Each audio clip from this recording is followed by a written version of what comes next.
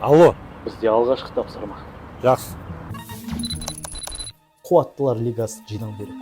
Алдымен бізге бас энергетик керек. Оны Айдар Манарбековичті қойсақ қайтеді.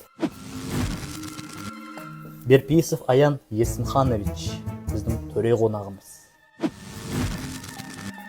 Ары қарай Мұрат Амеркен, абонемент коллекционері. Және Борис Цхе, энергозерттеуші. Ол кісінің бәрі таниды. Тоқ бар жерде ол да бар. Мүмкін. Мұхамеджан Идрисович, станцияның аңызы. Ал Ержан Әзімхан Арманұлы, алғашқы клиент. Олсыз лига құрылмайды. Арманұлы, ол Гагарин секілді, бірақ электромобильдер қуаттау әлемінде.